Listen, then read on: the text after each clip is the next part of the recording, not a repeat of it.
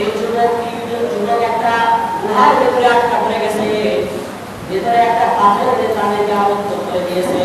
এবার যুবক পেরেশান, কিভাবে আমরা এই গুহা থেকে বের হবো, কিভাবে আমরা এই গর্ত থেকে বের হবো।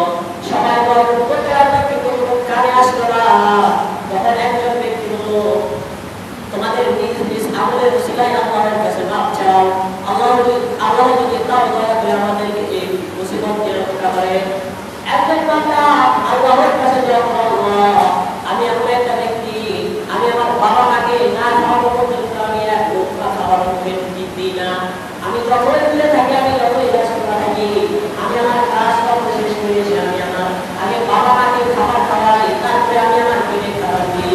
আল্লাহ এই আমল যদি তোমাকে পাওয়া জন্য হয়ে থাকে, আল্লাহ তোমাকে যদি আমার এই আমলটাকে কবুল করে থাকো, তাহলে এই মুসিবত থেকে আমাদেরকে রক্ষা করো।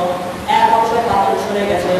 এবার দ্বিতীয় যুবক আল্লাহর কাছে দোয়া করে, আল্লাহ আমার কাছে একটা লোক কাজ করতো, সে তার একদিনের পারিশ্রমিক নিয়ে চলে গেছে বাসায়।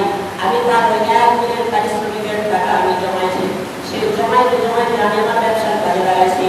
ব্যবসা করতে করতে আজকে আমার গরুর পাল হয়েছে, আমার ছাগলের পাল হয়েছে, আমি অনেক টাকা মালিক হয়ে গেছি। সেই ব্যক্তিটা এখন আমার কাছে আসছে, এসে বলে, হে মালিক, আমি তো আপনার কাছ থেকে পাওয়া পাই, টাকা পাই, আপনি যদি আমাকে বুঝাই দেন তাহলে আমার একটু উপকৃত হতো।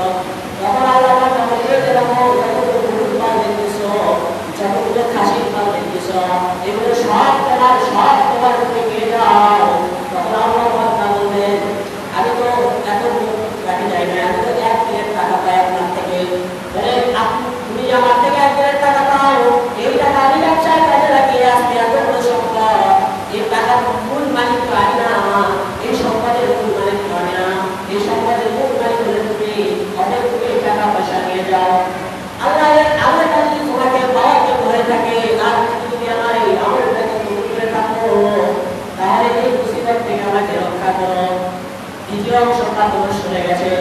এবার 3 নম্বর যুবক আল্লাহর কাছে দোয়া করে, আল্লাহ আমি এমন একটা ব্যক্তি, আমি অনেক খারাপ ছিলাম, আমি আমার নিজের চাচাতো বোনের সাথে নিজের খাইশা করতে চেয়েছিলাম।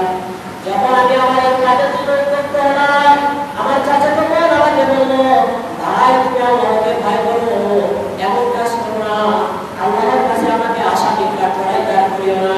আমার বোন যখন এইভাবে আমার কাছে কান্না শুরু করলো, তার কান্না দেখে আমার অন্তরের ভিতরে ভয় সৃষ্টি হয়ে গেল। আল্লাহ তাআলা এই আমল যদি তোমাকে পাওয়ার উসিলা হয়ে থাকে, আল্লাহ, আর তুমি যদি আমার এই আমলকে কবুল করে থাকো, আল্লাহ দয়া করে এই মুসিবত থেকে তুমি রক্ষা করো, আল্লাহ। তৃতীয় অংশ শুনে গেছে।